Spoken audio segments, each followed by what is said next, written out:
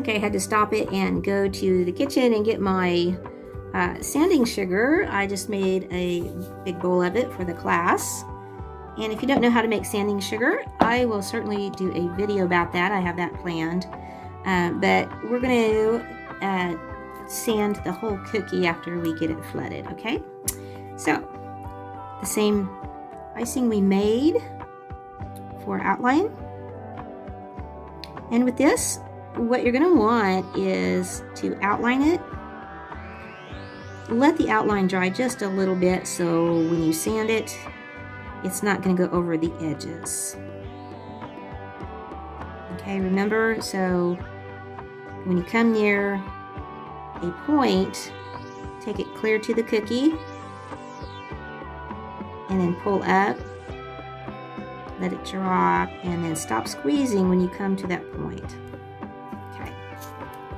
So like I said, I'm going to let this dry. I'm going to turn off the camera. Not let it dry, but let it crust before we continue. So I think that'll be dry enough. I'm going to move this aside, and I got this little tray. It's really, I think, for beads, but it works wonderfully. I'm not sure I've got it at the dollar store or Hobby Lobby, but I'm just going to take and I like to put it in here with the sand for the sanding sugar purposes, of course, to catch all the extra. We're going to go ahead and flood it now.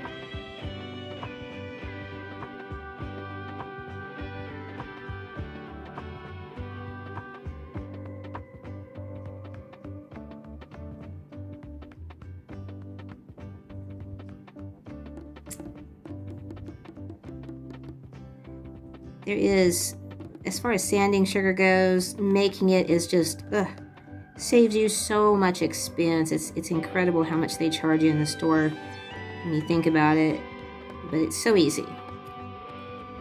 So stay tuned for that.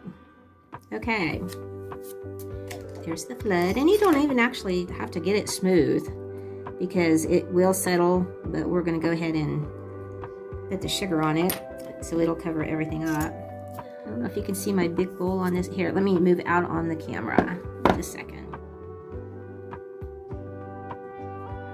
Oops. I guess that's as far as I can go. Sorry about that. But anyway, my bowl is sanding sugar.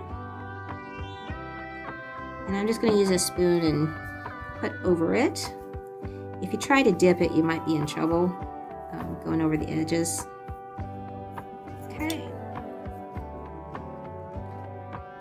And kind of pick that baby up. Whoa. It's kind of awkward. Shake it off. And there's your sanding sugar. And now for the star, to finish it up, whatever you want to do, you can do, of course. I'm going to outline it in white. It sharpens it up quite a lot.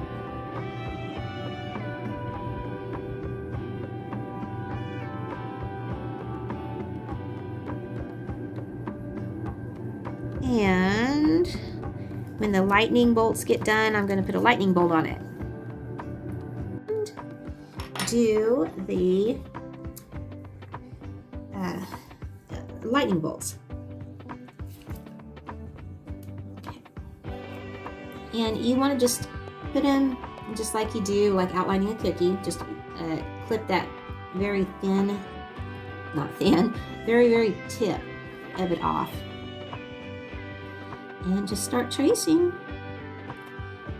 The thing about the transfer sheets is, yeah, I could easily enough pipe them without a transfer, but then they're not going to be exact. And I like to have my cookies perfect as possible. So I know as long as I'm doing this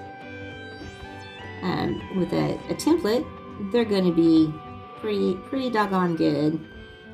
This is another way you could do it.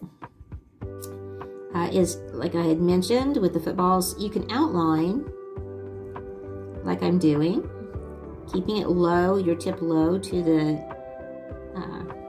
template, and then you can take, well, I'll wait for a minute, but then you can take your other flood icing, the thinner icing, and go in and fill those in.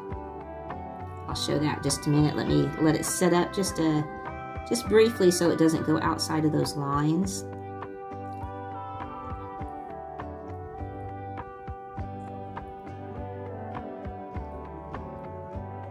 And you can always pipe more transfers. Like for instance, this sheet will hold 36. Well, I don't need 36. For instance, if I didn't, I don't need 36. But I'll go ahead and type the whole sheet, usually on something that I'm maybe needing a dozen on or something. And that way I always have some extra, and I can put them in a really good airtight container. Make sure it's real airtight. And they will last, seems like forever. Certainly they'll last a year, and they'll be fine unless they draw moisture. You'll know they draw moisture because they will get, well, actually moldy. They'll start, you'll start seeing some green fuzz on them. So, yeah, make sure it's always airtight. Also, you also want to pipe extra anyway, because these little things are so delicate. And even though my trick is the dehydrator and drying them, and they just, you don't even peel them, you just pull up on them and they come right off.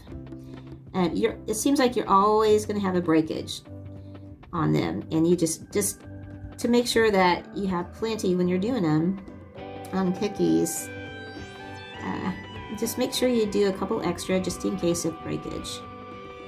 Now, honestly, since I've been using the dehydrator, I do not have that problem. I don't know when the last time is that I actually broke a transfer. Okay, those first ones are set up now. We'll go ahead and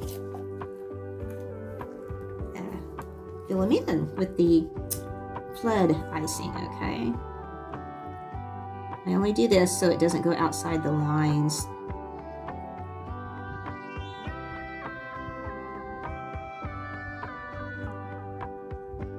And you can do a couple of them before you pick up the scribe to settle it. I wouldn't do too many or else they're not going to, you know, that it'll start drying. I've got some brown icing here. Smear it around, clear to the edges. These are really, really addictive to me. I really enjoy doing these. No fuss, no muss. Could also take, after you're done, I'm not doing it with these just because it's a football theme, but you could, after they're dry, take and spray them with like a luster dust or glitter or something. Pearl dust. You can take your airbrush if you have one, and just spray it down with the pearl dust, and oh, that's really pretty. Silver too, gold even. But they're really neat to keep on hand. Endless shapes too. There's just so many shapes you can use with these. If you go over to Shop Gotta Haves, you'll see that I have a lot of royal icing transfers, the templates, and I'm always making more. They help you if you're doing an order to be, like I kind of mentioned, to give you an upper hand on it, save you some time in the end. Also, another really good thing about the transfers is that you don't have to worry about color bleed.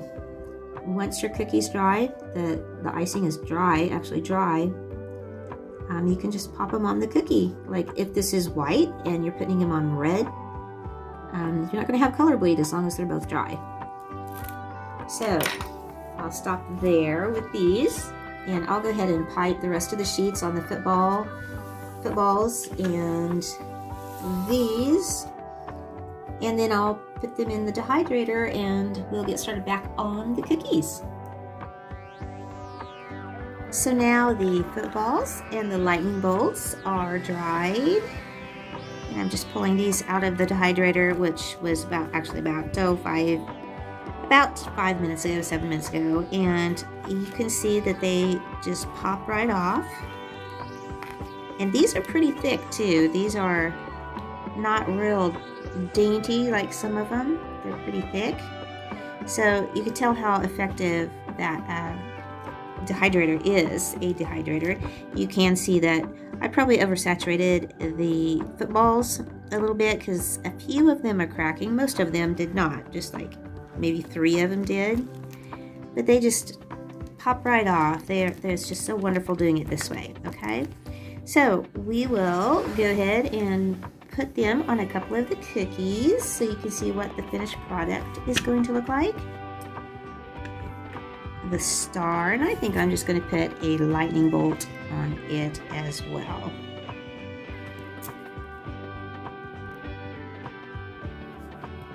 Very easy set,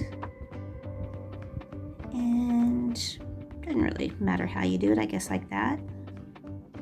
Tilt it a little, and there's that.